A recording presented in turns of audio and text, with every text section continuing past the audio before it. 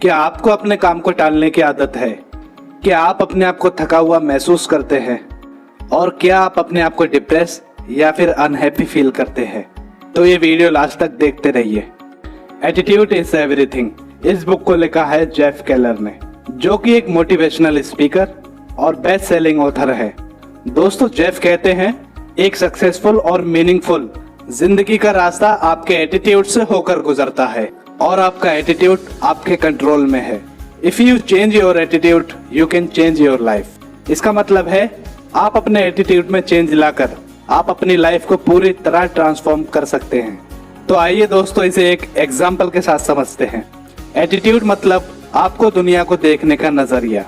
जहाँ कुछ लोग दुनिया को पॉजिटिव एटीट्यूड के साथ देखते हैं और फिर चाहे सिचुएशन कितनी भी खराब हो, पॉजिटिव लोग उसमें भी कुछ ना कुछ पॉजिटिव ढूंढ ही लेते हैं। और वहीं इसके अपोजिट कुछ लोग लाइफ को एक नेगेटिव एटीट्यूड के साथ देखते हैं और फिर चाहे उन्हें वर्ल्ड की खुशियां और ब्लेसिंग्स दे दी जाए, वो लोग उसमें भी कुछ ना कुछ नेगेटिव ढूंढ ही लेते हैं। एग्जाम्पल, आतिफ और आकिब नाम के दो दोस्त थे। आतिफ लाइफ को एक पॉजिटिव एटीट्यूड के साथ देखता था और दूसरी तरफ आकिब नेगेटिविटी से भरा हुआ था। आतिफ कोई भी काम करने से पहले कहा करता था कि आई कैन, मैं कर सकता हूँ, और वहीं दूसरी तरफ आकिब कहा करता था आई कांट, मैं ये नहीं कर सकता। जहाँ आतिफ सॉल्यूशन पे फोकस करता था और वहीं दूसरी तरफ आकिब प्रॉब्लम में ही उलझ कर रह जाता था। जहाँ आतिफ दूसरों में अच्छाई देखता था, वहीं आकिब लोगों में बुराई देखता था। जहाँ आतिफ ऊपर वाले का शुक्रिया करते हुए नहीं थकता था, वहीं दूसरी तरफ आकिब ऊपर वाले को शिकायत करता रहता था। दोस्तों, ऐसे ही मैं आपको और बहुत सारे एग्जाम्पल दे सकता हूँ, लेकिन दोस्तों मुझे उम्मीद है आपको पॉजिटिव एटीट्यूड और नेगेटिव एटीट्यूड में फर्क मालूम पड़ गया होगा। अब इससे पहले हम वीडियो में आगे बढ़े और इस बुक के सभी की आइडियाज जाने, मैं आपको ऑथर की एक इंस्पायरिंग कहानी सुनाना चाहता हूँ, the night that change my life. दोस्तों, ऑथर एक बचपन से ही लॉयर बनना चाहते थे और 1980 में उन्होंने स्कूल से लॉयर की डिग्री हासिल की। सब कुछ उनके प्लान के मुताबिक सही चल रहा था। लॉयर स्कूल में उन्हें अपनी क्लासमेट डलोरेस से प्यार हो गया था और उन्होंने उससे शादी भी कर ली। जेफ को लग रहा था कि वो एक सक्सेसफुल और मीनिंगफुल लाइफ के रास्ते पर चल रहे हैं, लेकिन लॉ प्रैक्टिस के कुछ साल बाद उन्हें ये रियलाइज हुआ ये करियर उतना भी अच्छा नहीं जितना कि उन्होंने सोचा था। वो अपनी वर्क लाइफ से बहुत ही डिससैटिस्फाई रहने लगे और उन्हें अपनी लाइफ बहुत ही मीनिंगलेस लगने लगी। हालांकि वो 25 साल के थे, लेकिन डिप्रेशन में रहने की वजह से उनकी उम्र 40 साल की लगने लगी थी। लेकिन जब वो 30 साल के हुए तो उन्हें लगने लगा कि बस इस जिंदगी में ना खत्म होने वाली परेशानी और अनहैप्पीनेस के सिवा कुछ तो होगा। जब वो देर रात तक ये सोच रहे थे तो उन्होंने टीवी पर एक एड देखा, mental bank. Mental bank basically एक होम स्टडी प्रोग्राम था जिसमें यह बताया गया था कि हमें लाइफ में जो कुछ भी मिलता है वो हमारे सबकॉन्शियस माइंड के बिलीव होते हैं। जैसे ही जेफ ने ये एड टीवी पर देखा तो उन्होंने सोचा कि बस यही है जो मेरी मदद कर सकता है। उन्होंने फौरन अपना क्रेडिट कार्ड निकाला और उस प्रोग्राम को उन्होंने ऑर्डर कर दिया और ये उनकी लाइफ का टर्निंग पॉइंट साबित हुआ। कुछ दिन बाद जब मेंटल बैंक उनके घर पे डिलीवर हुआ तो वो ये सीखने के लिए बहुत ही ज्यादा एक्साइटेड थे कि कैसे हमारे थॉट हमारी लाइफ को बेहतर बना सकते हैं, क्योंकि इससे पहले उन्होंने ऐसा कुछ कभी नहीं सुना था। बदकिस्मती से ये हमारे एजुकेशन सिस्टम में नहीं सिखाया जाता। इसके बाद जेफ ने कभी पीछे मुड़कर नहीं देखा। उन्होंने बहुत सारी मोटिवेशनल और सेल्फ हेल्प बुक पढ़ डाली। अब उन्हें ऐसा लगने लगा था कि वो किसी सूखे रेगिस्तान में खो गए थे और अचानक से उन्हें एक मीठे पानी की नदी मिल गई हो। और जैसे ही जेफ ने नेगेटिव एटीट्यूड को छोड़कर पॉजिटिव एटीट्यूड को अपनाया तो उन्होंने अपनी लाइफ में बहुत ही ज्यादा चौंकाने वाले रिजल्ट देखने को मिले और अब उन्होंने वो गोल अचीव करना शुरू कर दिया जो उन्होंने कभी सोचा भी नहीं था।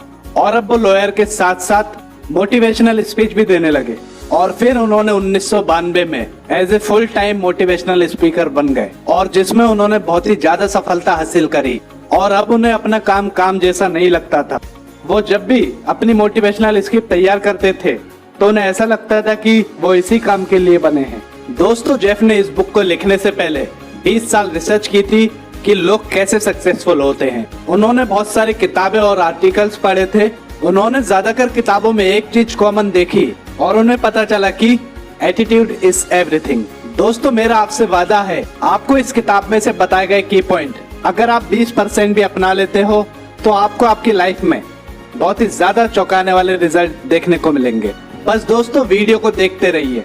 इससे पहले आप इस वीडियो में खो जाएं तो प्लीज मेरे चैनल को सब्सक्राइब जरूर कर ले। Number 1, your attitude is your window to the world. हम सभी अपनी शुरुआत एक क्लीन मेंटल विंडो के साथ करते हैं। एग्जाम्पल, जब एक बच्चा चलना सीखता है तो वो गिर जाता है, तो वो क्या करता है, मैं आपको बताता हूँ वो क्या नहीं करता। वो कारपेट को ब्लेम नहीं करता और ना ही अपने माँ बाप के ऊपर उंगली उठाता है और ना ही वो हार मानता है।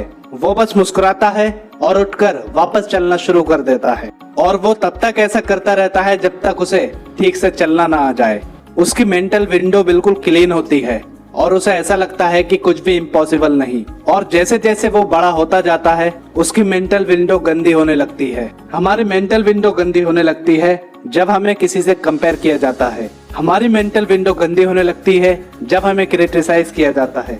और इन सब वजहों से हम अपना बिलीव और पॉजिटिव एटीट्यूड कहीं खो देते हैं। और अगर आप अपनी मेंटल विंडो को क्लीन नहीं करेंगे तो हो सकता है आप अपनी लाइफ ज्यादातर नेगेटिविटी में बिता दे। दोस्तों जेफ कहते हैं हमारे पास 2 रास्ते होते हैं और ये हमारे ऊपर है कि हम किस रास्ते को चूज करते हैं, पॉजिटिव एटीट्यूड और नेगेटिव एटीट्यूड। नेगेटिव एटीट्यूड के साथ जो आपके पास आज नहीं है उस पर रोना गा दीजिए, या फिर पॉजिटिव एटीट्यूड के साथ जो आपके पास नहीं है उसके लिए काम करना शुरू कर दीजिए। पॉजिटिव एटीट्यूड के साथ आपको वो सब मिलेगा जो आप चाहते हैं, चाहे वो कोई भी चीज हो, कितना भी बड़ा क्यों ना हो। क्योंकि जब आप पॉजिटिव होते हो तो आप कहते हो मैं ये कर सकता हूँ, और जब आप नेगेटिव होते हो तो आप कहते हो कि मैं ये नहीं कर सकता। और जब आप ये कहते हो कि मैं ये नहीं कर सकता तो आपका दिमाग काम करना बंद कर देता है। और जब आप कहते हो कि मैं ये कर सकता हूँ तो आपका दिमाग काम पर लग जाता है कि मैं ये कैसे कर सकता हूँ। Attitude is everything. ये था दोस्तों इस बुक का पहला पार्ट। बाकी हम आगे बात करेंगे इसके आने वाले नेक्स्ट पार्ट में। वो देखने के लिए प्लीज चैनल को सब्सक्राइब जरूर कर ले। दोस्तों इस वीडियो को बार बार रिपीट करिएगा ताकि आप इस वीडियो को अच्छे से सुनकर अमल कर सके। तो चलिए मिलते हैं अगले वीडियो में, तब तक के लिए तहे दिल से बहुत बहुत शुक्रिया दोस्तों।